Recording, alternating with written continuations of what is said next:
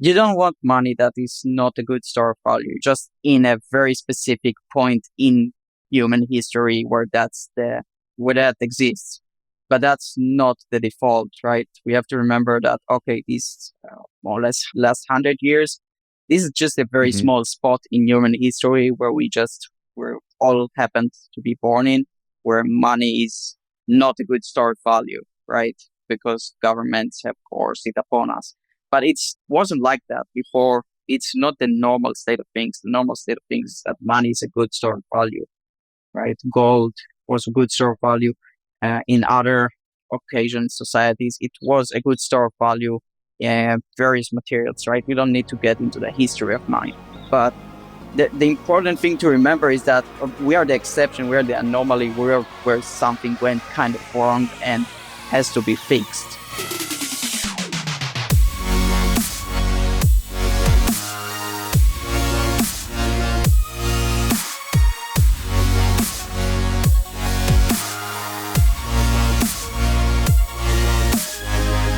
What is up, guys? Welcome back to the show. I'm Guy Swan, the guy who has read more about Bitcoin than anybody else you know. We got Ben Kaufman on the show today, which I've read a couple of his pieces. I actually searched through the podcast history, and I've only got one, but I swear there are two. I think it's because I stopped putting the author's name in the title just because the titles of the episodes were getting so long. So I think that might be why it's not coming up. But I'll find all the episodes. Like I said, I think it's just two of previous works that we've read from Ben Kaufman. And I've been following Ben for a really long time, but he's been in the space for a really long time. Like it's been years and years ago, like 4 or 5 years ago, that we read his work on the show. Um, and so I just was seeing some of the stuff that he was posting, and I hadn't caught up with him in a really long time. I hadn't talked to him, and I was like, man, it'd be really fun to dig into Ben's perspective on this, just because it's really good, especially when people disagree who've been here for 5, 6, 7 years. I like to dig into why. I like to dig into, what some of us see is like Bitcoin failing and not having enough privacy, or Bitcoin having succeeded and like what it's doing really great, what it's supposedly doing bad at. And 5 years ago, what did you see? What did you see? Where did you see this heading? And what has fulfilled its promise and what hasn't yet? And so, I just hit him up and we had a really, really cool conversation. Did not actually get to hit the spam wars because I ended up getting sidetracked and having to save a kid situation. So we had to cut it a little bit short. But maybe we'll have him on. There's always ample opportunity for conversations. Um, but I think you guys are really, really going to like the show. A quick shout out to our wonderful sponsors. We've got ledn.io. They do Bitcoin backed loans. This is an absolute must have for anybody on a Bitcoin standard. Like if you, the simplicity of just of backing a loan with Bitcoin and then just getting the money, and you can reinvest it in Bitcoin if you want. But if you need access to fiat and you just don't want to sell your Bitcoin, and all you need is to buy yourself a little bit of time, it's a fantastic option, preventing yourself from hitting in capital gains and all that stuff. And Led's a great company. I've really, really enjoyed using them. Then we've got pubkey.app. That's PUBKY.app. It's basically a showcase for their tools, their protocol stack for re-decentralizing the web. And I think I have a link for an invite code that you can get down below. Then we have chroma.co, a link to a video actually that it did recently mentioning some of my favorite things that I've actually got from Chroma. But they do red light therapy. My biggest thing is they do the blue, red, black, right, blue and green light blocking glasses to protect your hormones and circadian rhythm. I swear by those. I seriously, my wife got me on those, and it has made a world of difference. Check those out if you haven't. And then lastly, the HRF, they do the Financial Freedom Report, which I'll dig into on a show every once in a while. But if you're trying to keep up with the fight for freedom around the world and the tools to defend it and the stories of the people of where they failed, and also learning the lessons of how to actually win this battle, there's Probably nobody better than DHRF. And a link down to their newsletter so you can check them out.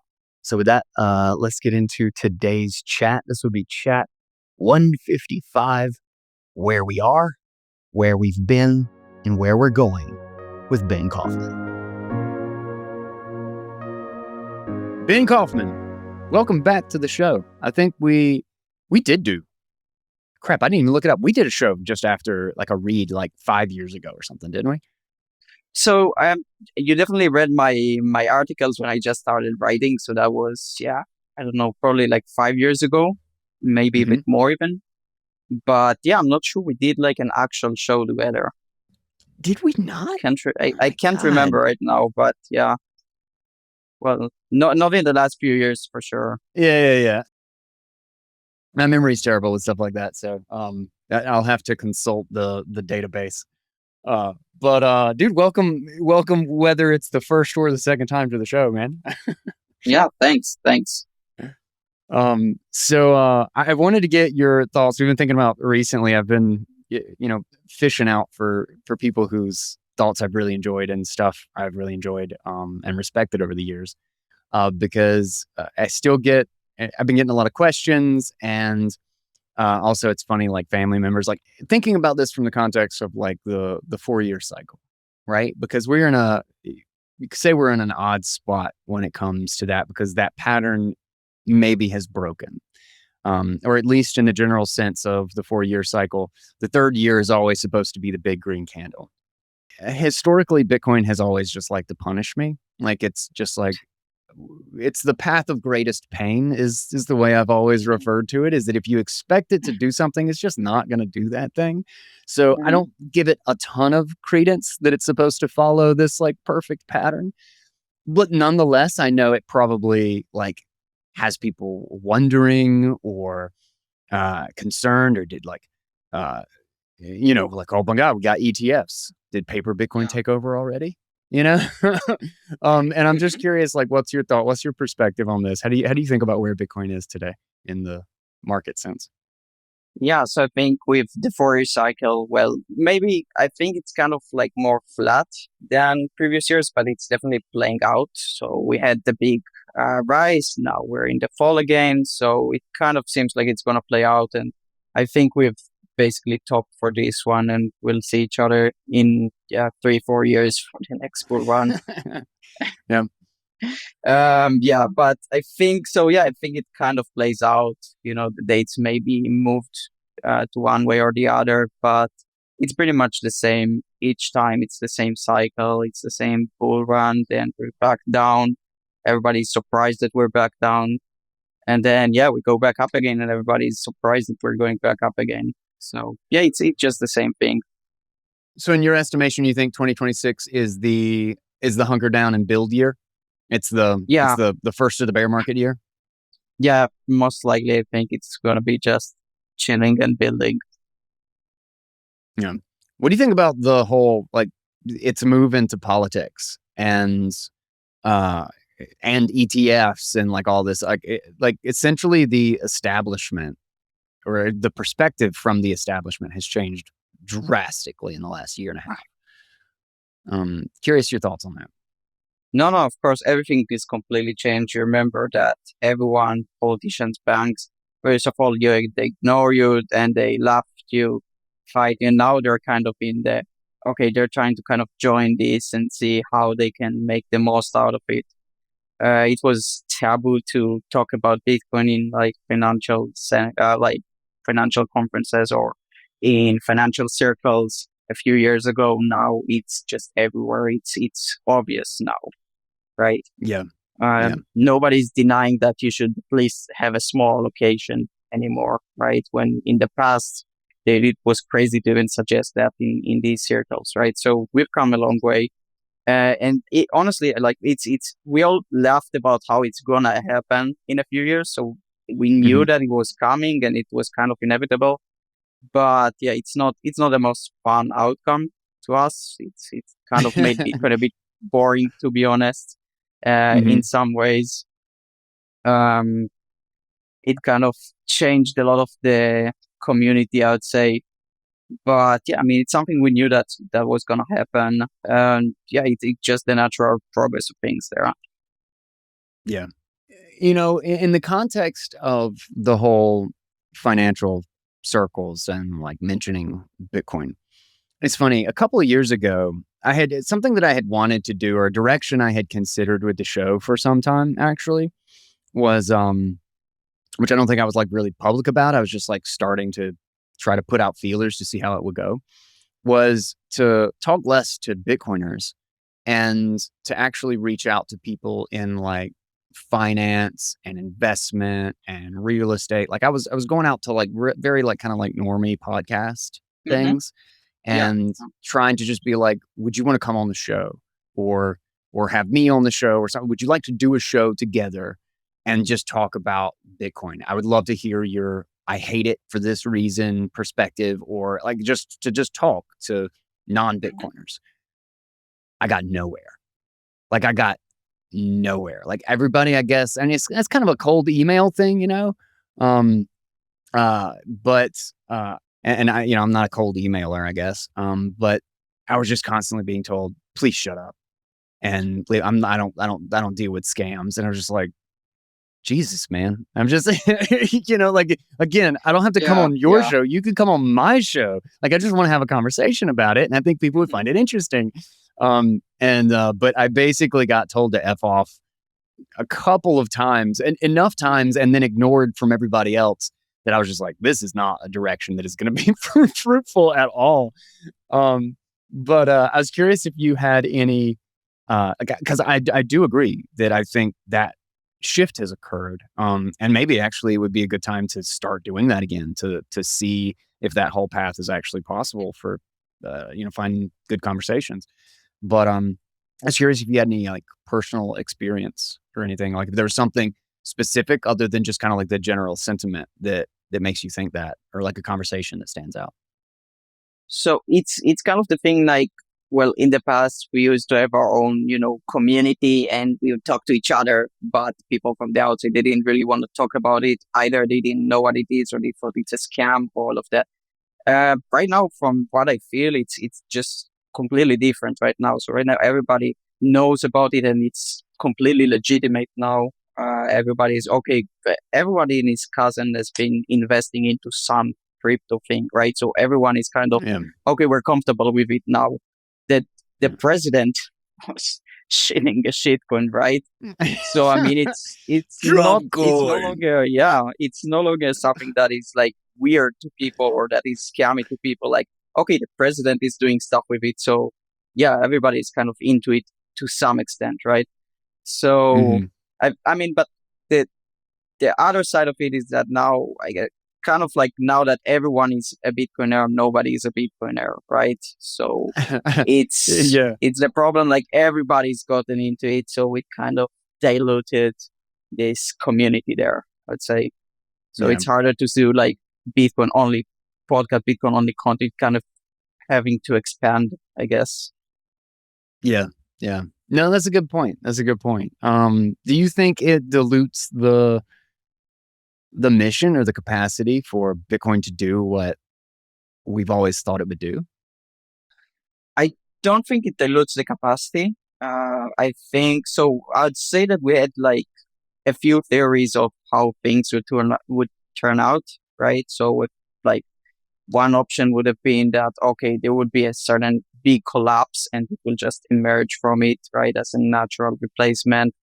Another that the government will try to attack it as much as it can and kind of like reduce it to a certain black market side of things. But this financialization that we're seeing was also one of the very probable options we all knew that is kind of quite likely to happen. So it's not something we didn't know that it was coming. It was definitely, well, we weren't sure that this was the way, but it was definitely on the table that this is one of the things that would happen. So it's something that we knew that was coming eventually. Inevitable in one way or another, and Yeah, exactly. that the the the quote unquote community, so to speak, kind of loses its center. And I guess one of the things that's kind of surprised me to some degree, I guess not to a huge degree, but is is how little new people have gotten interested in Bitcoin, but then they don't care what Bitcoiners think. Like they don't like, like they're not like asking Bitcoiners for like, how does this work? What should we do with this? Like they're still asking. It's like suddenly they found out, and then they're asking CNN, and it's like CNN is like, "What do you think about Bitcoin? What should we do? Who should we invest in?" It's like, "Well, definitely go right to BlackRock." And it's like, "Bitch, we've been here for 15 years. We've learned all the Hmm. hard lessons. Ask us." Yeah, you know? exactly. Uh, Exactly. So now everybody's kind of going this way, and like instead of, okay, in previous cycles, I don't know, 2017, 2021, they would still come to you and like, okay, how do I do that?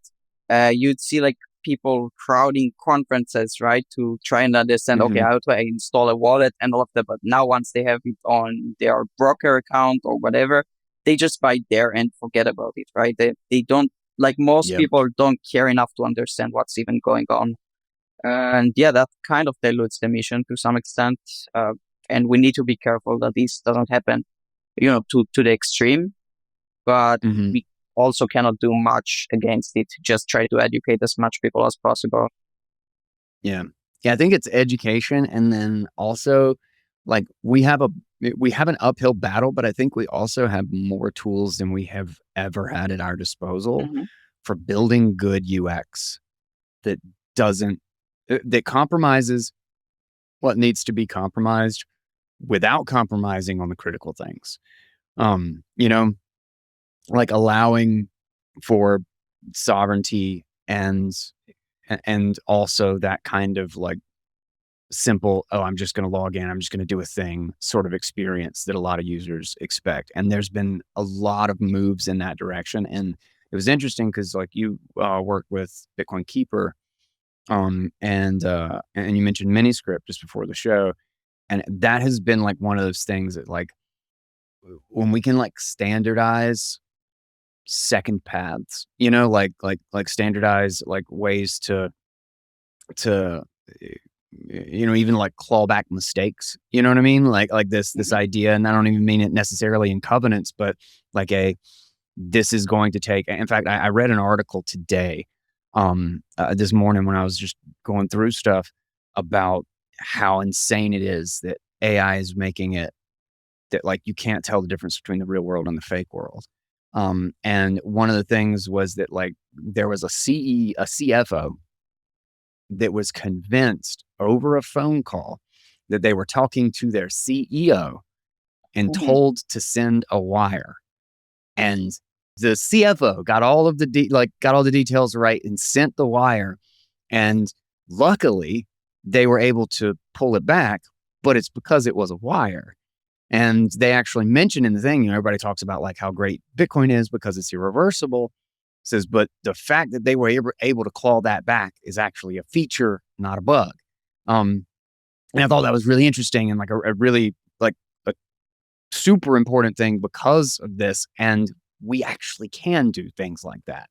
We can make it so like a standard transaction literally has a 3-day wait period or something. And so I wanted to get your thoughts about like how, Bitcoin Keeper and how you've been thinking about that and like how Miniscript plays into this, because I feel like it's a totally untapped because we've had this like, oh, it's irreversible and not your keys, not your coins. We don't really think about that as being kind of an important piece of the puzzle, of of allowing quote unquote, I guess allowing trust, but also just kind of like allowing a check, like a period of a pending period of have I made a bad decision? Let's do the homework a second time. Let me reconfirm.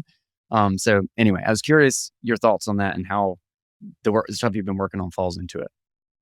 Yeah, so that's something that I'm very excited about, but it actually doesn't exactly exist right now, right? Because what you're Hmm. describing is more similar to a covenant than to what True, Miniscript true. allows today. Yeah, yeah. So the big difference, okay, so what people kind of get wrong most of the time is the difference between what we can do and what we need covenants for.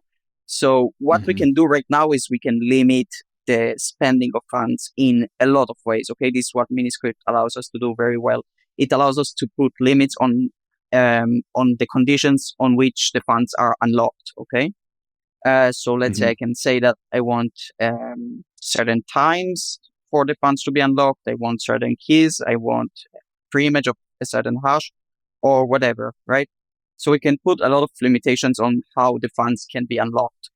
But what we cannot do, and that's very important, is we cannot control how the funds are spent once they are, let's say, unlocked. Okay. Once you satisfy Mhm. the script, we cannot control the outputs of a transaction. We cannot limit and say, okay, this transaction must be sent to this specific address. Kind of say that we can control the inputs and what's going there, but the outputs we cannot really control with that. There's no way of the input to say anything about what the output of the transaction should be.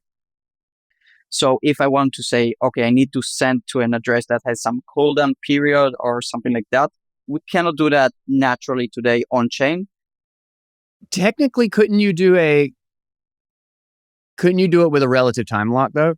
Where with these two keys, there's a after it's block whatever. No.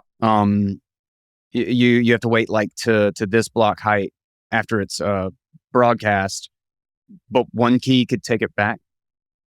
So the time lock starts when you receive the funds, right? That's the thing. The time Uh-huh. lock starts. So let's say you sent me funds and I received Uh, them, right? So this is uh-huh. when the time lock starts, when you send me the funds. But now that I want to send them, that depends on the time lock that started when you sent the funds, not on a time lock that starts when I want to send them again to someone else. You see the difference? Okay. Okay. The time Yeah. lock starts when you send me the funds, not when I want to send them to someone else. You see? So that's the Gotcha. main Okay. difference. Yeah. No, that makes sense. Yeah. If Okay. we want the time lock on when I can send them to someone else, like a time lock that initiates like a request to send them to someone and then that time lock starts, that's not something we can do right now naturally. We can simulate that with Oh, pre-signed that's right. Because transactions. Lightning does it by having two Mhm. steps. They have another multi-sig with the second set of instructions, and that's how they do it. You're not sending it directly to them. You're sending it to another joint that then has the time lock. That's why I was confused. Yeah, yeah, yeah. Yeah. It's a Okay, that makes confusing, sense. yeah, it's a confusing Yeah. part basically, but Yeah. yeah. So that's the thing. So to do that, we can do it. There are some projects that do something like that with pre-signed transactions, but Mhm. we cannot do that like fully on chain. We have certain level of trust and management of off-chain data. Basically, that's Mhm. the thing. If you want to do that fully on chain, we'd need covenants, and that's another story basically. But Are you a Covenants fan? I am a Covenant fan. I think that you see it. I think it's pretty useful, as you said. This is an Yeah. idea. The idea that you described is basically what's called the vault. I'm a big fan Mhm. of this idea. I think it could be very interesting. But yeah, it's just not practical enough without covenants on chain. Without Yeah. we have a few proposals, but none of them is moving enough right now. But I'd love to see that happening. Yeah. Talk about a Bitcoin Keeper a little bit. How did that integrate that? Yeah, Keeper basically integrated that just well we use a library that was written by the same person that created what's it called? I think the project name is Rewind, but maybe Rewind? I'm getting it all Let me look it up. wrong. It actually does basically what you described with actual vaults, but with pre-signed Oh, really? transactions. So we utilize that to integrate into Keeper Miniscript. What we did in Keeper basically is we tried to find a way to balance the complexity that it comes with Miniscript and the UX that we wanted to give to the user. So you cannot just, or it's a bit hard to just throw all the options on the user and let them choose, right? Because Miniscript Mhm. allows a lot of constructions, a lot of options. So you need to kind of balance that and how you show that to the user. So what we did, we allowed two options, well, three options actually. One of them, the first one was what we called an inheritance key, where you have a multi-sig setup or even a single key setup, where after some time another key is being activated. So let's say I have 2 out of 3 wallet, and after 3 years, a key that I don't know, my friend holds or a lawyer holds or whatever, that the key becomes activated. So it's now, instead of a 2 out of 3, it's a 2 out of 4. Or instead of being a 2 out of 2, it becomes 2 out of 3. Instead of a single key, it becomes a Hmm. 1 out of 2, whatever. But basically, it just allows for easier inheritance planning. So you can give someone a key, but it's not yet active, so they cannot do anything with it yet. But later on, it becomes active and they can use it to some transactions. Yeah. The Yeah. second option we gave is an emergency key, which is very similar. The difference is that the emergency key was able to spend by itself. So instead of being, let's say, instead of converting a 2 out of 3 to a 2 out of 4, it would have the 2 out of 3 normal, but you'd have an extra key which could spend by itself, without any Hmm. other key being involved. That's more for emergency recoveries where you lost, a catastrophic loss, where you lost 2 out of your 3 keys, so you can no longer assign anything, or you lost all of your keys, you can no longer assign anything. So that's kind of like for that emergency situations. And then the last thing we allowed was basically full time lock on spending. So just allow the user to set a wallet where they can receive funds but can only spend them at a specific date, which could be nice, I guess, if you want to do like gift someone coins, but you don't want them to be able to spend them just yet. So you Yeah. want them, Yeah. okay, you have to hold it for a year at least, and then you can actually spend them Yeah. with something like that. But yeah, it's a nice use case. It can have its issues because you cannot spend it if you're in a real emergency.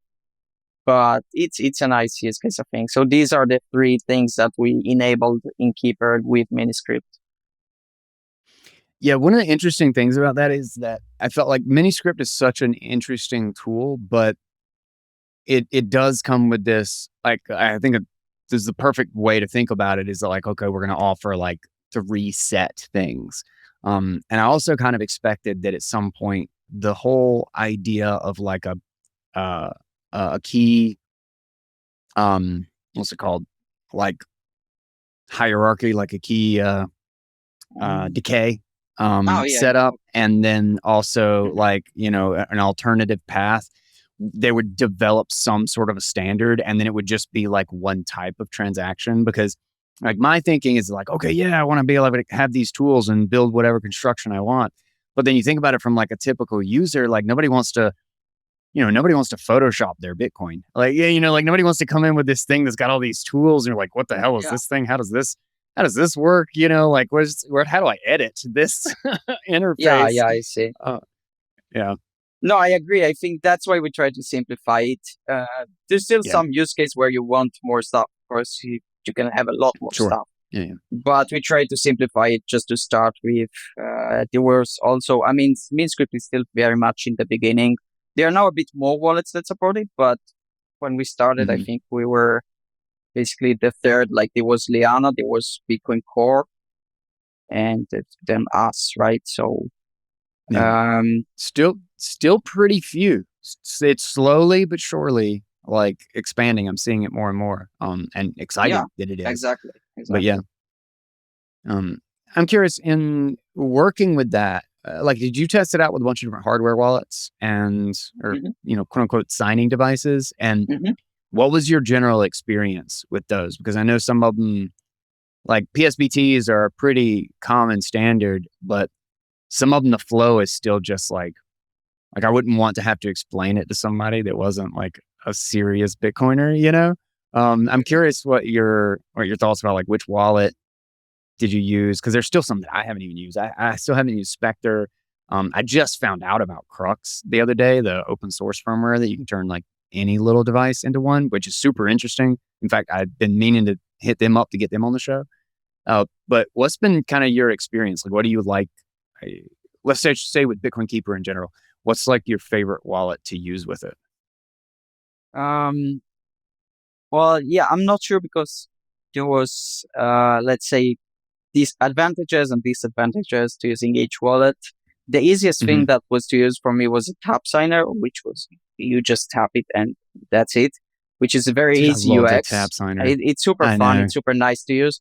but Yeah. it's of course it doesn't have a screen, so it's less secure. So, but of Yeah. course it makes it easier, right? You don't need to check anything because you can't check anything anyways. Um, so it's yeah, Yeah. it's kind of like in the middle, I'd say, but it's fun to use. So I like that.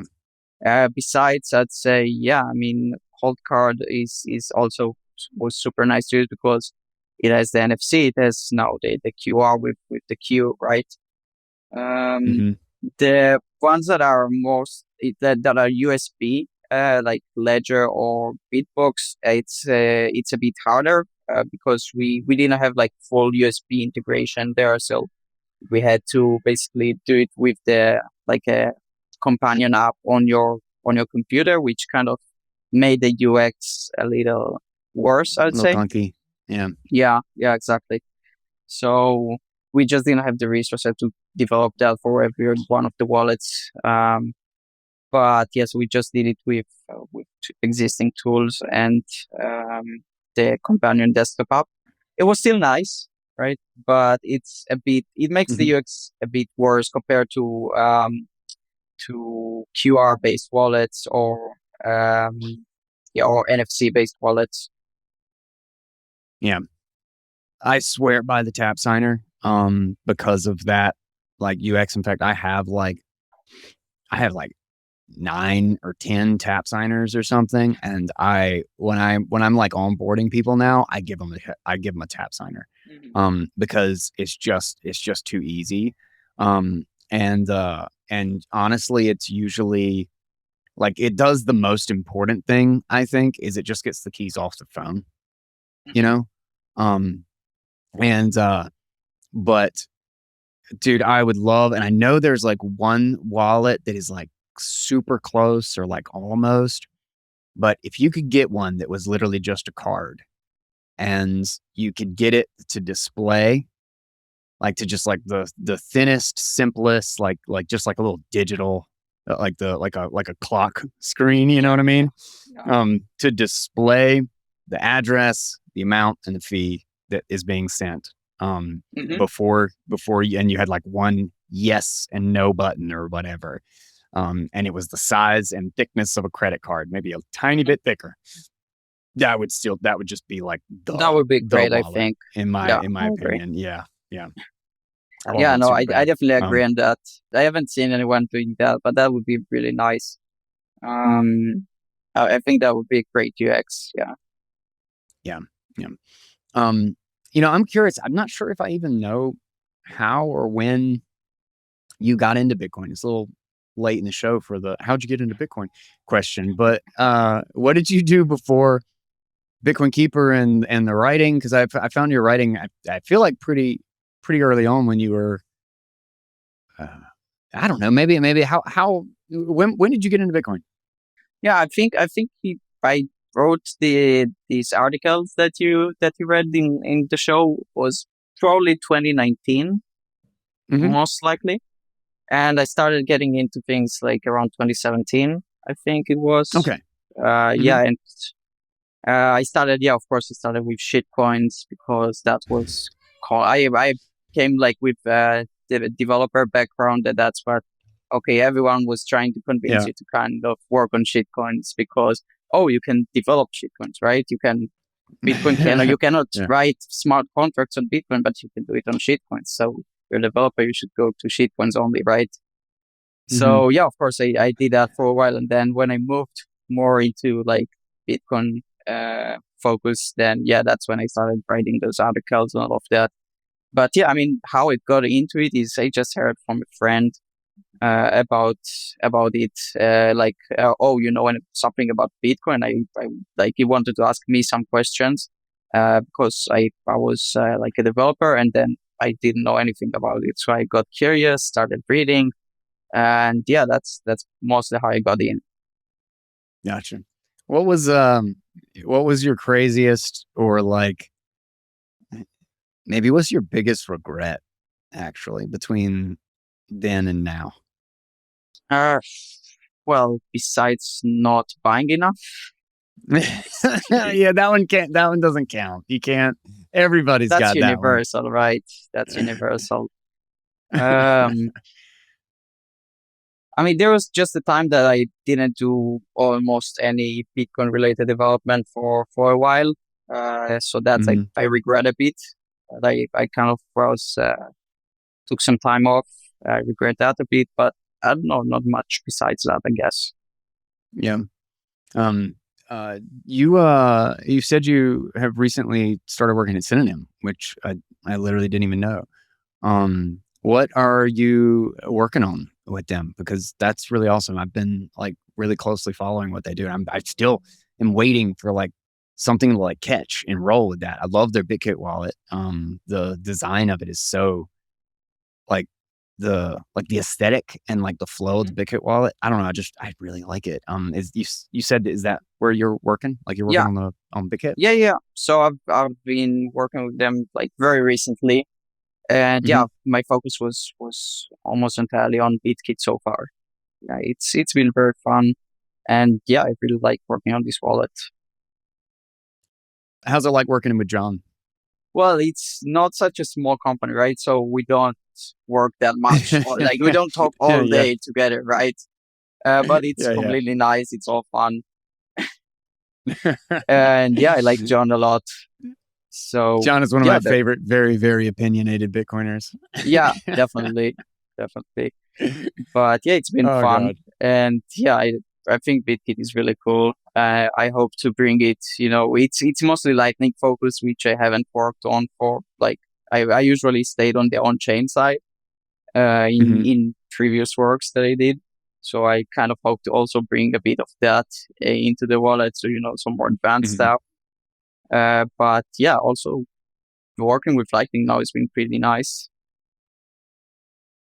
Yeah. What's your take on Lightning? How do you see Lightning right now and kind of like its maturity, like and how you're working with it, and then also kind of like what UX is deliverable right now in with the state of the protocol, so to speak. So again, I'm not like they just started because Hmm. I was not focused on Lightning at all before.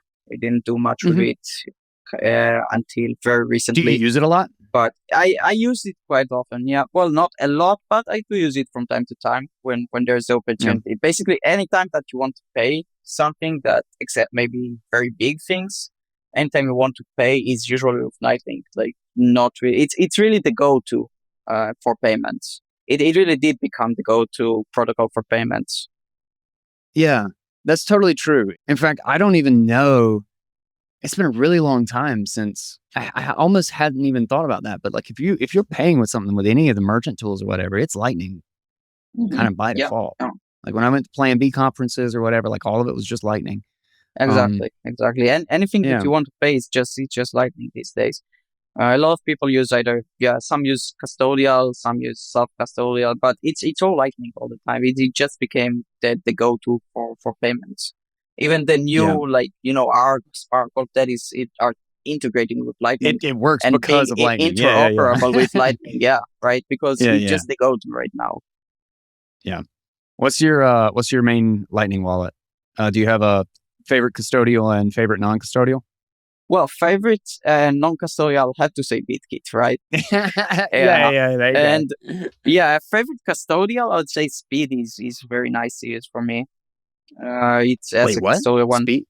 Speed wallet. It does like Speed wallet. Speed wallet. I It's not I that knew common this one. in yeah, Yeah. because it does have like USDC, USDT, and that stuff.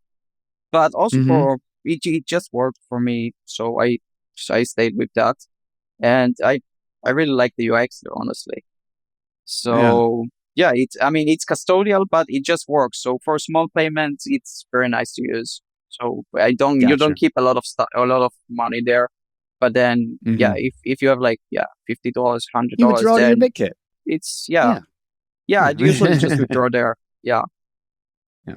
Man, that's something that always like gets me is this argument that like good God, there's nobody who understands the lesson better than, somebody who's been in the space for, you know, 12 years, 15 years or whatever. But the whole failing to recognize that not your keys, not your coins it should also be weighted by how many coins we're talking about. Yeah, Is that like exactly, exactly, because I'll be like, oh yeah, you could totally just use, like Primal has an internal wallet, right? Or hmm, wallet of Satoshi, and I'll recommend it every once in a while to people. And yeah, you're like, yeah, you're not a real Bitcoiner. You recommended something that's custodial. They're like, bitch, we're talking about like $4. Like, exactly, exactly, of course, there's a threshold. Like, as soon as this is like $300 or something that's like meaningful that you don't want to lose, you withdraw it. You put it in your exactly, you put it in your Bitcoin on chain, or you have a non-custodial Lightning wallet. But there's nothing exactly, wrong with using a custodial that you can just empty or refill based on how much you're willing to risk. exactly. And so anyway, uh, just always thought that was silly. Um, I'm talking about all the time, talking about multi-sig, hardware wallets, mini script. But if you just want like $4 or $5, just use a custodial one, and you're still good, right? I mean, yeah, it's yeah, it's normal these days, right? It's you don't have to. The thing is, okay, what's important as that you have the option to have it non-custodial if you want. the option to exit. Yeah, exactly. So you have the option to exit, and you have the option to even have that completely non-custodial. So it's important to have the non-custodial tools as for people that actually need them, right? So someone who's actually being censored, that is actually experiencing like censorship or certain limits, right? It's important to have these tools for them. But if you just want to like receive some tips on Noster, or just have some small coffee purchases, like normal stuff, that's for most of people, a custodial would be just fine normally. You don't have Yeah, to go through it it's important to have the option, but you don't have to do it all the time. yeah, yeah. What's your take on the whole difference between let's say the conflict or the cooperation, whether you think it's one or the other, between the medium of exchange and the store of account, or store of value? Stir about yeah, yeah. What do you think about kind of where we are in the whole Bitcoin space and Bitcoin's mission, like what Bitcoin can do? And is it being diluted because it's like, oh, but everybody just use it to save? Or are these irrevocably connected to each other? I'm just curious your thoughts. A lot of people debate it. I think they're definitely connected. Don't Hmm. want you don't want money that is not a good store of value. We're just in a very specific point in human history where that exists. But that's not the default, right? We have to remember that, okay, these more or less last 100 years, this is just a very Hmm. small spot in human history where all happened to be born in, where money is not a good store of value, right? Because governments have forced it upon us. But it wasn't like that before. It's not the normal state of things. The normal state of things is that money is a good store of value, right? Gold was a good store of value. In other occasions, societies, it was a good store of value. Various materials, right? We don't need to get into the history of money. But the important thing to remember is that we are the exception, we are the anomaly, where something went kind of wrong and has to be fixed, right? Hmm. We're not the common thing, and like Bitcoin is this new idea. Oh, we have money which is both good medium of exchange and a good store of value. It's something that naturally comes together because this is the money that the market would prefer. That's Yeah. just it. So I think it's very important that Bitcoin is a good store of value. That was like the foundations for it, for also being a good money and like being a good medium of exchange eventually. Medium of exchange, you need actually be able to exchange it, right? So this is where Lightning comes handy. Certain scaling solutions are important. Um, but yeah, the important thing is that they're not contradictory. They come along together. Yeah. Generally felt the same thing because like there's a whole lot of people who like uh, uh kind of like harp on the like Bitcoin has to be used as a medium of exchange. And there's part of me, or it's going to be captured. And there's part of me that like I prefer for that to be the way we think about it. Specifically because I think, it needs a lot of pressure and needs a lot of people caring about it to build the tools for it to be that. But I also don't think it's totally accurate. It's like one of those things that like I think is decent practical advice for pushing things in the right direction, but that if you have if you have something that people desire, like you're not going to get everybody to accept something Hmm. as payment unless everybody already wants it. Yeah, You know, exactly. like you kind of have to do store of value first. But the thing is like I still want everybody building all the tools to have it as a medium of exchange, because when we get to that point, I don't want to have to wait 2 years for everybody to then build the tools to get to that point. You know what I mean? Hmm. Um, so, but yeah, Yeah, the thing is, Bitcoin just becomes medium of exchange because people actually want it. Yeah, as you say, it exactly. just. I mean, Yeah. you prefer. I assume you prefer to get paid in Bitcoin. I definitely prefer to get paid in Bitcoin, right? So Oh yeah, I charge people a yeah, fee if they don't pay me in Bitcoin. exactly. Yeah, So this is already a medium of exchange, right? I mean, yeah, a yeah. lot of people, me, you, and a lot of other people prefer to be paid in Bitcoin, prefer to make to pay or make payments in Bitcoin. Having to sell Bitcoin hurts, especially when you are certain it is going to be worth more in the future. But you can actually get access to the fiat without selling it by using a Bitcoin backed loan. Maybe this is for an emergency. Maybe this is for an investment that you think will do really well, but it won't beat Bitcoin because it's monetizing. Or this is actually something that you know you'll get back, but the timing just isn't right, and you don't want to let Bitcoin go for that span. This is why Ledin was built. They let you borrow against your Bitcoin quickly and easily. And Bitcoin is the ultimate collateral. There is no more perfect thing to use securely in this setup, and something that you can verify with their proof of reserves that they do. There are no monthly payments if you don't want. You pay it off at your pace. There's no penalties for early payment. There's no finder's fee. It is quick and simple to get your funds. I think their turnaround right now is like 12 hours. And I don't know why every Bitcoin company doesn't do this. Everybody who's at least holding Bitcoin for other people. But they do a proof of reserves so that you can confirm that your balance is there. And something that made me really happy recently is they just cut their Ethereum loans. They cut their yield product. They cut their non-custodied loans at lower rates. And so they now offer one simple hyper-focused thing: custodied, secure, easy, Bitcoin-backed loans. Use someone with a good track record who's done over $10 billion in loans, available in over 100 countries. They do proof of reserves, and they've made it through the toughest times in the market without having a single problem. There's no credit check. There's no hassle. It's simple. This is why Ledin.io exists. Get the value of your Bitcoin without having to sell it. Remember to read up on how the collateral works. They're really good at reaching out and making sure that everything stays balanced. Remember that Bitcoin is volatile, so do not overextend. But if you know how to use it, this could be a huge benefit to your Bitcoin stack and give you optionality in accessing fiat without it being that selling Bitcoin is your only option. I've been a very happy customer. Check them out. The link and details are in the description. A, what's your thoughts? But then B, have you actually gone to a merchant with the Square rollout I and know. paid with Yeah, Lightning yet? No, you haven't. no. Oh, I mean, I'm not in the US, so it's oh, that's right. That's US only, yeah. isn't it? Where are you based out of?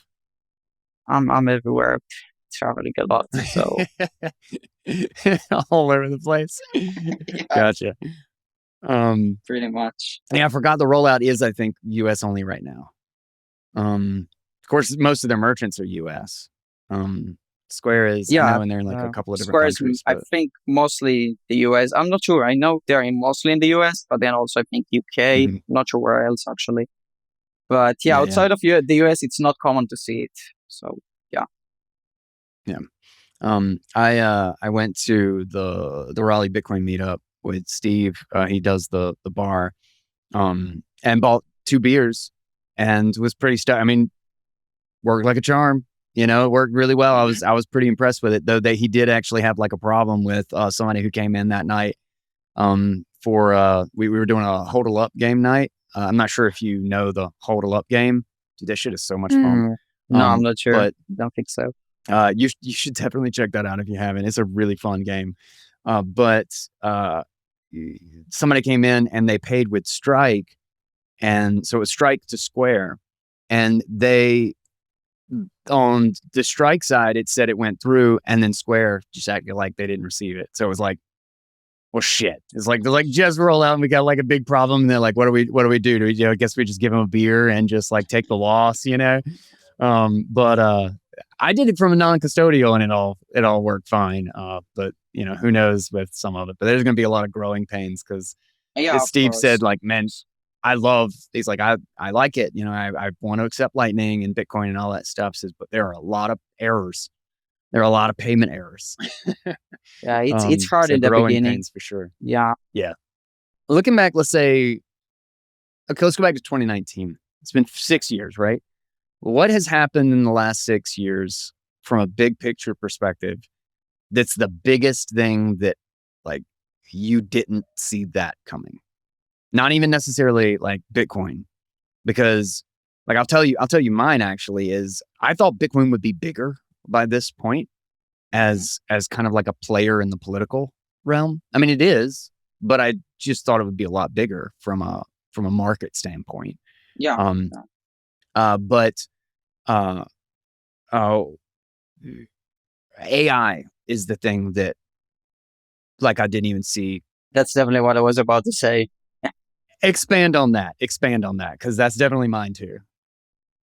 Yeah, of course we can as you said, I also thought it would be like Bitcoin would be bigger, but it got quite big. Um I thought that the like one thing that is a bit different now is how the community got kind of like spread over. Like you have so many people, so the dynamics changed so much. But I think the biggest thing by far is how AI is coming now. So I'm no expert on Mhm. that on this subject. I was completely skeptical at the beginning. I mean, and 6 years ago, nobody even talked about it really, so it wasn't even a subject, right? Yeah, until like Yeah, yeah. probably until ChatGPT came out and kind of started making grounds. It was just not a subject people would really discuss or think about even. Who Hmm. thought that it was coming this way, right? Yeah. Then yeah, I mean, last 2 or 3 years, it started really, really growing. Like last 3 years, I think, right? Started really growing. And now, I mean, when it started to I saw the first results. Okay, so especially focused on the field that I work on, right? Programming. I saw Hmm. like AI code like 3 years ago, 2 years ago. It was shit. It was terrible. Like It's so bad. you Yeah. couldn't use that. Like I Yeah. was, and I didn't know much about it, so I said, okay, there's no way this is gonna do much. This is not gonna do anything for my job, right? But right now, Hmm. I'm using AI all the time. Right now, I'm using it to work all the time. Right? It's Yeah. crazy. Like it's hard for me to imagine now working without AI. Yeah. The productivity boost that it So gives true. you, Yeah. it's insane. It's something else. So, I mean, this caught me completely by surprise, and it's really changing things, right? It's really changing everything. Yeah.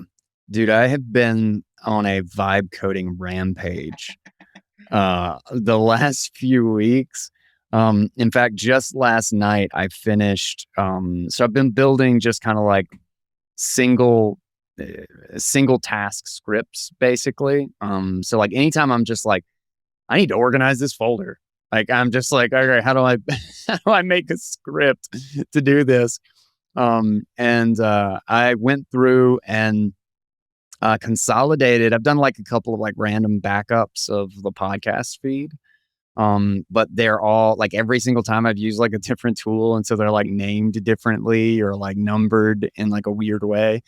So I went through and I built like a handful of little scripts to do a couple of things. One of them was to download and then normalize the naming on all of the podcast episodes from start to finish, to go through and convert them all to wave format, then to go through and run a whisper model to transcribe the entire thing in and then chunk it out into like 10 to 30-second pieces that that are all kind of like contextually relevant. Like each thing is like a specific thought. And I used two little models for that, obviously Whisper. But then I used what is it, Nomic? I think it's Nomic, the 1.5, the smaller model, but it's still like 150 megabytes or something like that, to do vector embeddings for the entire database of my transcriptions of my entire podcast, and then build a simple little like one shot. I built a little web interface for it, and now I can just like contextually search for anything in the entire history of my show. And I specifically was like, I started testing it on a couple things where I was like, okay, how can I know that this is like good semantic search? So I searched privacy in one of the episodes, and it literally brought out sections in which I did not say the word privacy at all. So it's no keyword search. But one of them, I was describing what a coin join transaction was. One of them, I was literally just giving an example of like, okay, so Ben signs one, and then my wife signs one, and then I sign one, and then we put it together, and it's like one signature on chain. So we have a larger anonymity set or like whatever. But again, I didn't say privacy, and it like pulled like 4 sections in which I was explicitly talking about things that gained privacy without actually saying that that's what was happening. And it worked. And I'm just like, this is so fucking cool, It's and like, amazing. Yeah. I don't know shit about the code, like I can't write 2 good lines. All I can do is argue with it about architecture. But yeah, it's been wild. Like I'm going to have, like I've got a whole rabbit hole to go down in like image cataloging and captioning. I've been testing like 5 different captioning models, like Blip2 and Florence and Cog VLM. Like, I mean, just like Lava, to just see which gives like the best captions, and OCR for like text and stuff. I'm gonna organize my entire meme database. It's gonna be great. It's gonna be great. But anyway, yeah. So that's the rabbit hole I've been down. Are Yeah. you doing any fun side projects? Uh, well, I use it all the time for work, right? So, but Sure. side projects, You're not probably that just stuck in much. work. Yeah. I'm stuck at work, and then when I want to do like side, just continue working. Honestly, I did like one of the simplest thing that I did, just like time conversion interface. Which it was always annoying for me to see all the ads that all of the time conversion website have. So I just made my Mm-hmm. own in like half an hour, basically, which it looks exactly the way I want. Like I hoped a website like this to be. It's super simple, but it's just one of those things so that where you, okay, as a developer, I'm not gonna take like the half a day that it will take to actually do this. And I'm definitely not a designer, so without AI, I couldn't actually like make it look good, right? But Yeah. now Yeah. I can like with AI, it's just half an hour. You like put a few prompts there and it gives you exactly what you want. So it just just some tools that are very small, very like that you think that should already exist, but and they do. They just have so many ads, subscription, Yeah. whatever, right? So annoying. There's not like that one just like open source, easy, like, like just like out there that you don't have to deal with That's the exactly that is idiocy just the way you around it, want right? it. Yeah. Yeah, that is just the way you Yeah. want it. So Yeah. yeah, that's it. So I'm not doing anything big with it, but yeah. I was just thinking that's a perfect one. So I have another, this has been a much bigger application project, and I actually want some real developers to look at it and make sure it's not just like a bunch of spaghetti code. But it's a pretty fun project. And I think it'd be really useful. That's like kind of a perfect one. It's called Drop Click, and I use it for like conversion and transcription and just like a bunch of like one-off things that I need to do while I'm doing my workflow. But it's built so that like, so I build a lot of these like uh, single purpose scripts that just do one Mhm. job. But I ended up with a folder with like 50 of these things. Yeah. And so like, it's like, oh my God, how do I even sort through which one I'm using? And my favorite thing is to just have it so I can have a file and I drop it on the icon for the thing I want to do, for the process that I want to do. Like that's what I do with the show. As soon as this is done, I'm going to download this. I'm going to drop it onto my transcription tool, Hmm. and it's going to pull the audio, convert it, and then give me a transcription. But every one of them needs like this little different scripting environment, or like it's a Python thing or it's a Oh, JavaScript yeah, thing. I see. Yeah, yeah. And so I built basically an environment, like a little interface with just a drop zone. And then I can drag stuff to it, and then I can select which. I can just keep building these little scripts that don't need all of the packaging material. Mhm. And so other people would be able to build for it too. And like a simple, stupid, simple little thing is like I have a bunch of them like convert to JPEG, convert this GIF to a WebP or vice versa. But a great one would be like type in your time and like convert it to a different time zone, or convert this to Fahrenheit or Celsius or whatever. Hmm. Um, Yeah, but yeah. but no, it's a super fun little thing, and AI is just from just 6 months ago or a year ago, there were dead end projects that like I couldn't finish because it just wasn't good enough, Hmm. and Yeah. I didn't have the time to fight with it. That now I'm going back and just like knocking out in no time. It's one Like shotting it's stuff that it crazy different. was impossible like just a year ago. Yeah, dude. Yeah, it's so crazy.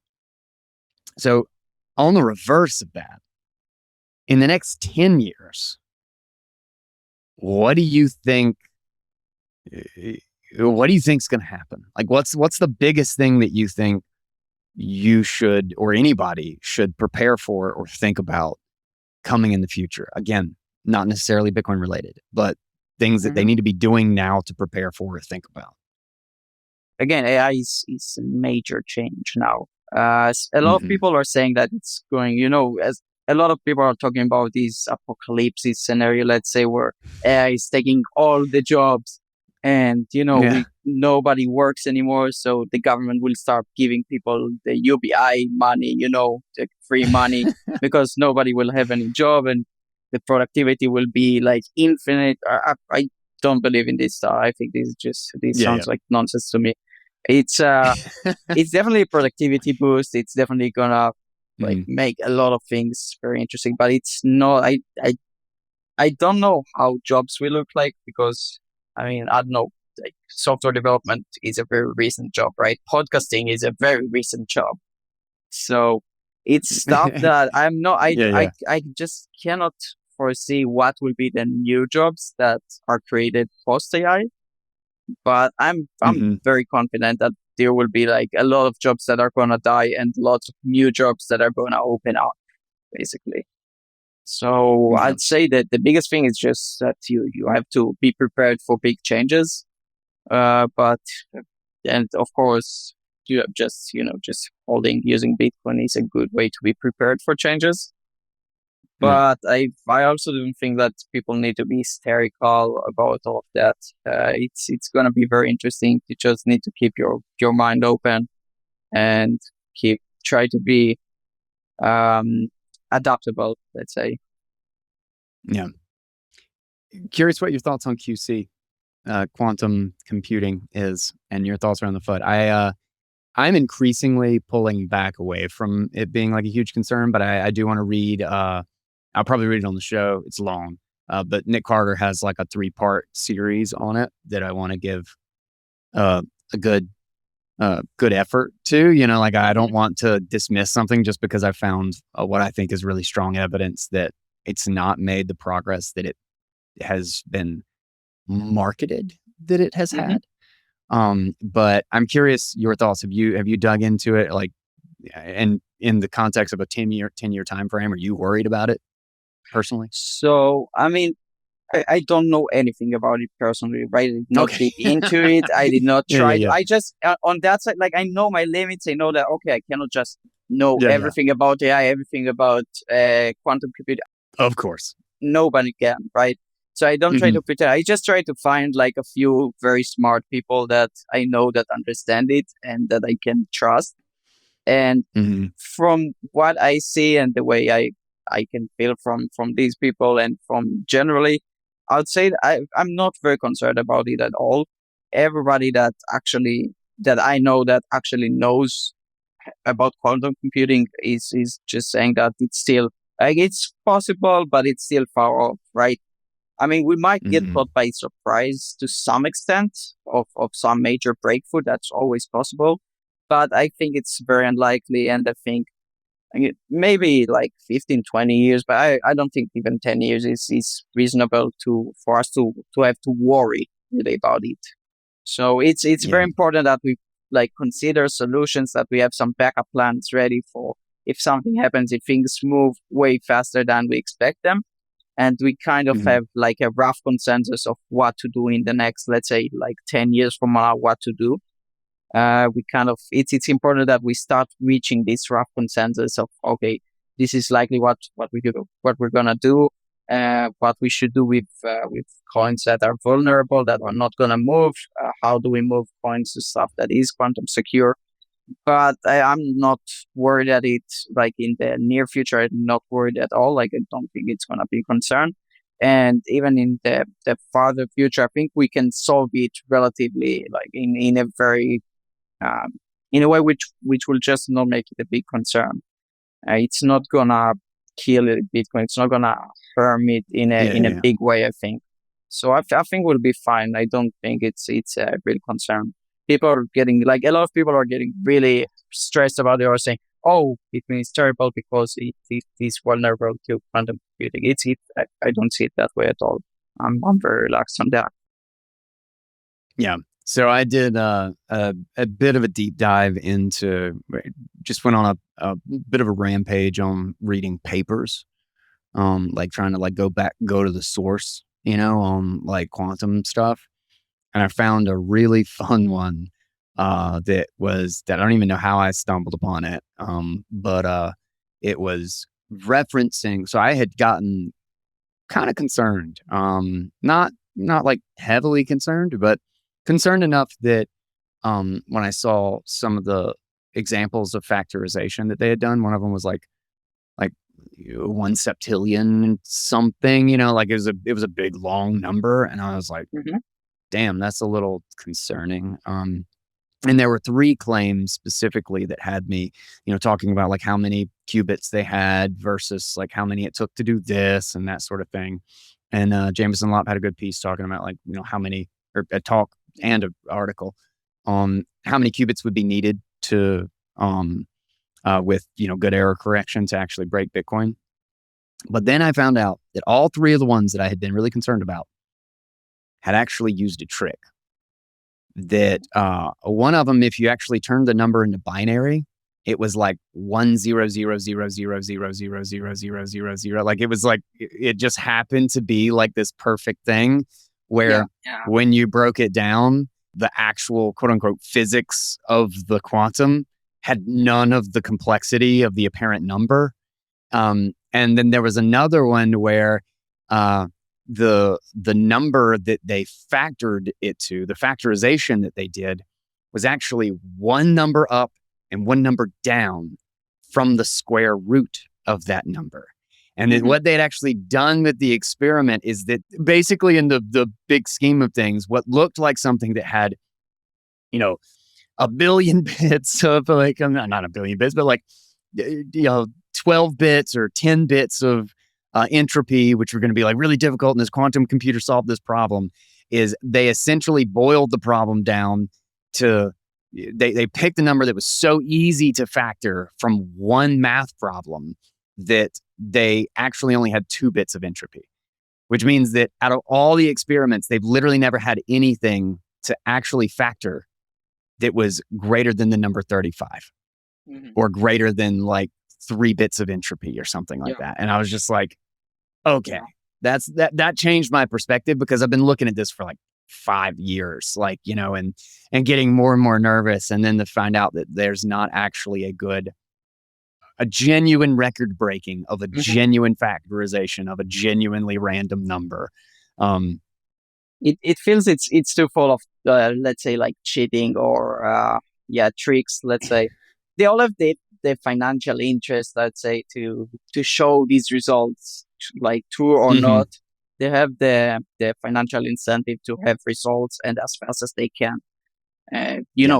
If they Yeah. can make a headline, that's good enough. They don't have to have the actual product, right? If they can make the headline Mhm. that they did something, sometimes that's enough. And I think in the industry of quantum computing, it seems enough for a lot of projects. Yeah. And it's not, especially because it's such an asymmetric, it's scary thing. Like Yeah, exactly. Yeah, if it does happen, that's a big problem. That's not a small problem. exactly. So they can scare you a lot, right? And then if they Yeah. can Yeah. make a headline that scares you, they can have a big effect. Yeah. Yeah. And that's not to say that things can't change very, very quickly. Because, if you'd asked me in 2019 where AI was going to be in 5 years, I certainly would have been wrong about that shit. We were Um, all extremely wrong on that. Yeah. Yeah. yeah. It's like, what are you talking about? Terminators? No, not even close. It's like Boston Dynamics Oh, and you're talking about ChatGPT. like Siri? Like That's that's gonna basically replace Terminator, us? right? Uh, that's, Oh I mean, shit. yeah, we were all just completely wrong about. I was definitely wrong about it, and at first I was completely like close to it. Like, okay, this is not gonna work. This was terrible, and it was very bad at first. For coding, it was very bad at first. But Mhm. yeah, now like you can't deny it, and if you're trying to deny it, I mean, your productivity compared to others is gonna be, eh, you know, Yeah. terrible. You just can't No. compete without it anymore. Yeah. No. No. Absolutely. Absolutely. Um, I'm curious. What are you most bullish on right now with Bitcoin? Price, Um, price aside, like, what are you much bullish on about like the space and the tech and all that stuff? yeah, I mean, in general, so I've worked on Miniscript in the last like year or so. It's been fun. I'm definitely bullish on that and on more schemes like being popularized because it is very Hmm. important. I think it makes it very easy to, very secure to recover funds in case something happens or plan your inheritance better. So it has a lot of options.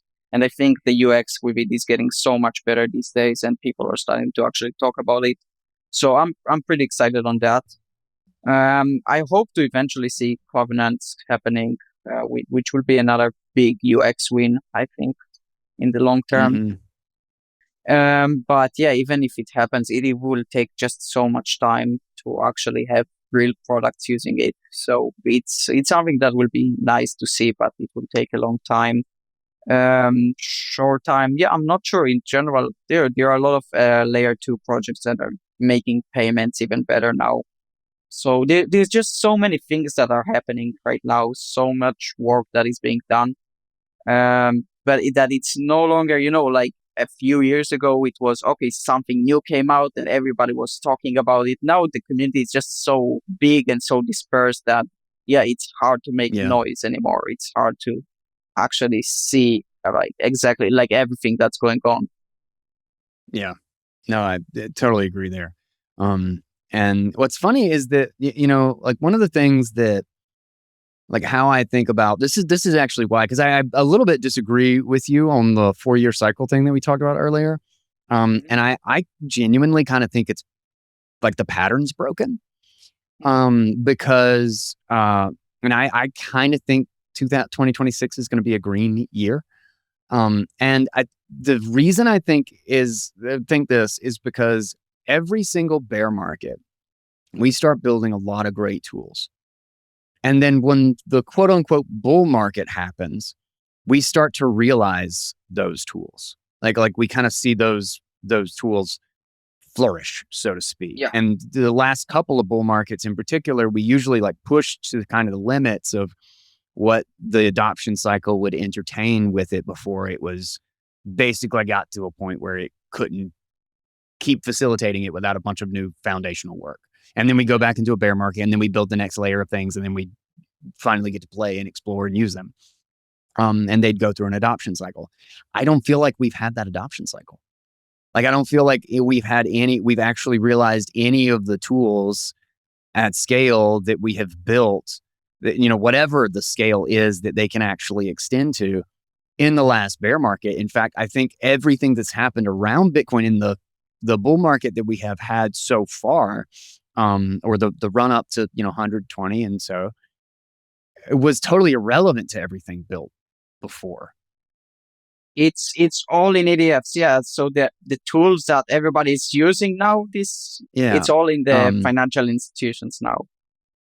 yeah, which is kind of what makes me think. And then going back to like my idea of like path of greatest pain, my thinking is that we're going to have a bad first half of 2026. Everybody's going to be convinced we're going to go into a bull market. And then everybody's basically going to plan on it and, position themselves that way. And then Bitcoin is going to turn around and kick them in the nuts again and then go up for the second half of 2026. Everybody's like, oh my God, and we'll probably have like a year of like really, really great move. And then everybody's going to be convinced that this is it and it's going to run forever. And then it's going to crash really, really hard. And we're going to go back into a bear market and kick them in the nuts It's very again. possible.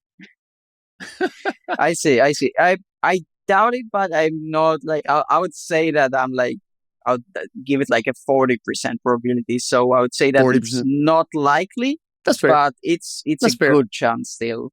I'd say, yeah. It's not my first guess, but it wouldn't really like surprise me. Yeah.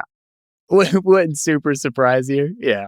What would surprise me is yeah, I guess like a huge drop or a huge jump right now would like yeah would surprise me basically. If we go to 40 or 50 like in the next month or two, or if we go to like 150, that would surprise me now. Both of those would be. Yeah.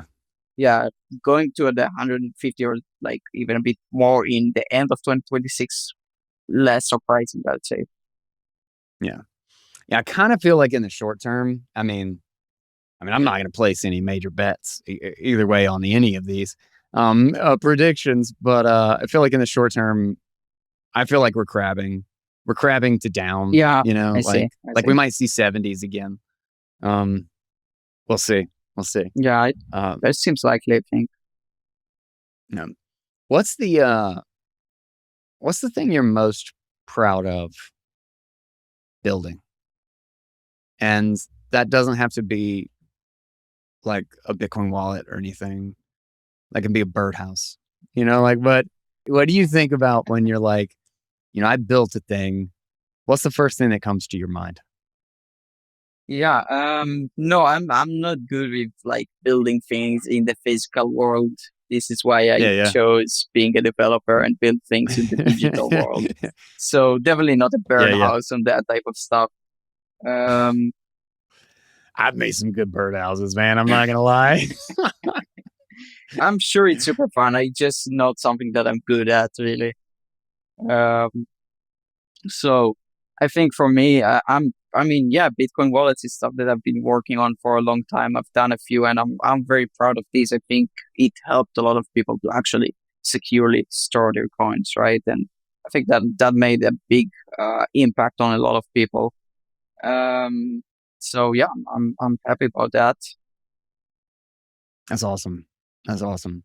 No, I would definitely say that. Just because uh I think a lot of wallet work is really under thanked. And like it's not the most grateful work. It's like kind of wallets are hard to really make money off of. Exactly. Yeah, yeah. It's difficult to get like the UX for that is an insanely difficult problem. And it's mostly thankless. Like it's just Mhm. like if it works, great. I have a wallet that works. If it doesn't work, you suck. Exactly.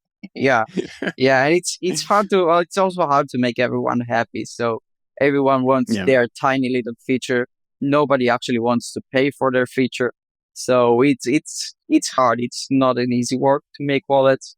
It's not easy to do open source development. Um, but yeah, I still like it. I mean, I've been doing it for a very long time already, and yeah, I enjoy it. Nice. Nice. What do you have plans for? You got plans for things with BitKit that you can share, and or uh, s- projects that projects and or features that you're excited or interesting about that you can actually share. I'm honestly, I'm not sure what I can or can't share. What I'm excited about is Gotcha. bringing stuff Yeah. that I've done in the past, like, hardware wallets, maybe Ministry, all of that, like bring all of that into Bitcoin, I think would be very interesting. It would be very Sweet. fun to work on. So yeah, I'm Yeah. just excited about that. Hell yeah. Okay. Well, my wife has messaged me twice. I think she needs me. Which I don't want to. I hate that I might have to cut this short. But um, uh, maybe give any final thoughts. Actually, there's still something else I wanted to ask. Is where in Bitcoin did you think we would already be that you kind of wish we had that we don't have now? Maybe in like how you're using it. Like mine was, I was hoping I'd be able to like integrate more into a Bitcoin standard. It wouldn't be, um, eh, like I'd have more like flow, I guess, between like the old system and the new system, so to speak. Mhm. Um, and, and then also in the reverse, what do we have now? Like, and your expectation of like what we have in Bitcoin that you didn't think we would have. I think on what you're saying with the integration with the old system, it kind of happened. Like Square was a huge thing, I think, on that. That is huge. That is So, huge. I mean, Yeah. that seems to be happening, and that's something that I didn't necessarily expect that we'd have. And now we're starting to see Mhm. more and more. And I think that's increasing with more payment processors that will start integrating that. Um, what I thought we'd see more and we don't is more, I'd say, privacy tools. It's just that the regulation is Mhm. choking it so much. Yeah. It's scary to be a privacy developer these days. It's that the Yeah. legal risk is just insane. So unless, I don't know, you live somewhere extremely remote or you're really protecting your anonymity, it's just crazy. It's scary to be like a privacy developer. So nobody's, or a lot of people, even myself, right, are to some extent avoiding working on certain privacy tools because it's risky right now. It's extremely risky. Yeah. And yeah, we used to have more, and we used to have more work on that. So that's something that we no longer really have as much, and yeah, I'm kind of disappointed about. Yeah, I think it's Rodriguez is like he'll start his prison sentence like tomorrow or something, won't he? Like Mhm. one of them, I can't remember exactly which one, but one of them will be Um, starting their prison sentence like very, very soon. mhm. Um, God damn, that sucks. Every time I think about it, it pisses me off. It's hard, yeah. So I Yeah. mean, I hope Trump will give a pardon there, but I'm not. I'm somewhat skeptical on that. And in Yeah, general, even if me okay, too. even if Trump will do that, and even if Trump does a complete reversal on privacy in general and start supporting it, which is also not likely, then the next president will completely shut it off again, right? Things are a Yeah, lot better than yeah, they were under Biden, right? So uh, with the Biden administration, they were going after everyone, right? Not just actual privacy tools, but everyone that is working on Bitcoin. That was crazy, right? Now with Trump, the mhm, situation is much better. But then again, like soon enough, he'll be out, and then what's next, right? The next one might be even worse than Biden. Then yeah. yeah, There's a lot of political volatility. yeah. There's a lot of Yeah, political volatility right now on that, and it's complicated. yeah, yeah, for sure. Um, I hope that'll remind me. I'll post the link to the petition again. In the episode show notes. I'm glad you brought that up because I hadn't even been thinking about that today. Maybe just because I got another ping from my wife. I think we're having and I need help with the kids' disaster or the contractors trying to get the question out of me or something. So where can people find you and well, what kind of like last thoughts do you have on uh let's say somebody got into Bitcoin this year. And this year or last year and they were expecting a big bull market and now they're just kind of like they're down in the dumps maybe that this wasn't like a huge blowout like hype year and it's just kind of been crab walking, so to speak. What's what do you say to them, and then follow that up with just like how to follow you and find you and the stuff that you're working on? Yeah, I do think that we'll see big price gains eventually. Hmm. Whatever it's now, whatever it's in 3 years, but the price will eventually continue to go up. I'm very confident on Yeah. that. So I'd say first thing is just don't panic, don't like try to panic sell everything and be done with it because that's the worst outcome. I would say Yeah. the important thing, right? What we recommend everyone, especially in bear markets, is like learn the fundamentals, understand why it's important, why we actually need Bitcoin, not just because the price goes up, but because it's an actual alternative to the government money, right? It's an Hmm. actual monetary system that is completely separated from the government. And so it's the important thing is that people understand that that's how we get them to stay and how we make sure that they understand Bitcoin.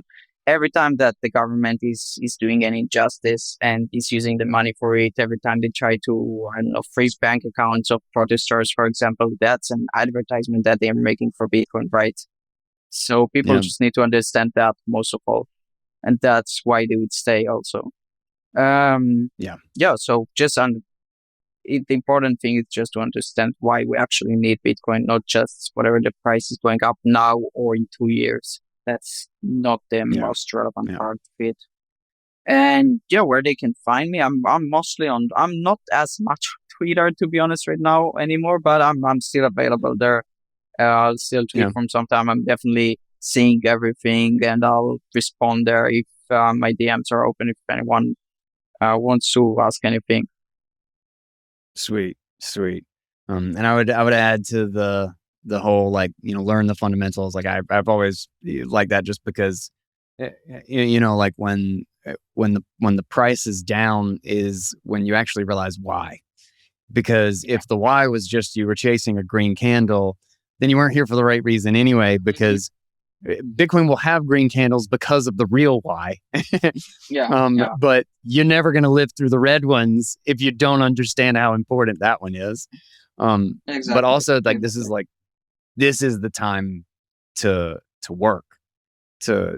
to earn because right now Sats are cheap. So Exactly. Yeah. when you're earning Sats, you earn more Sats during the bear market. So get to work, put your boots on and get to work. Um, Yeah. Yeah. but yeah. Exactly. Dude, thanks for joining me. Especially Sure. on like Was awesome. kind of short notice, and glad we actually got to do this. Especially if we didn't do it before.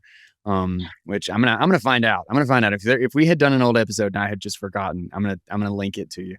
I'll put it No down in the worries. show notes if it exists. But otherwise, I'll have links to your Twitter and all that good stuff. Do you have a Noster? I do. I You on do. that I at all? don't use it that much, but I do have. Yeah. I'll send you later. Yeah. Yeah. Yeah, send it to me anyway. Send it to me anyway. Yeah. Yeah. Maybe somebody will zap you.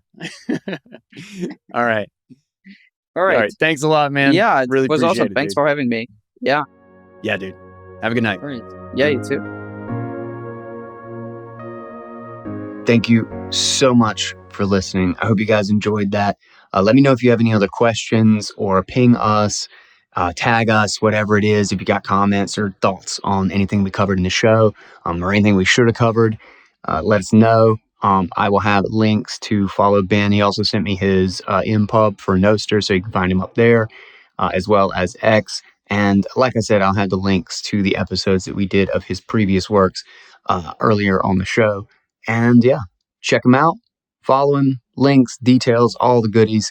Don't forget to check out our amazing sponsors, which also just a heads up is it actually really, really helps the show if you use the links specifically I have in the description. I mean, obviously there's discounts, so you probably ought to anyway, but ledin.io, Lednio, if you're .io, if you're getting a Bitcoin backed loan or if you are considering selling Bitcoin and you realize that this is not the opportune time to do it.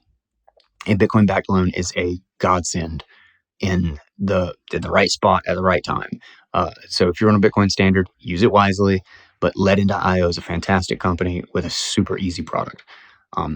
check out pubkey.app as well, particularly if you're a builder. They had a vibe coding session, like a hackathon thing recently, with some really, really cool tools that they built, like just exploring what you can do with their stack. Check that out. Also link to Chroma, getchroma.co for light health in general, red light therapy, also, or all sorts of really great products. And that one has a discount also. Bitcoin Audible gets you 10% off. And then lastly, the HRF, shout out to those guys for supporting my work and just for the incredible work they do. Tickets to their Oslo Freedom Forum, actually, also down in the show notes. Thank you guys for listening. I will catch you on the next episode of Bitcoin Audible. And until then, everybody, that's my 2 cents.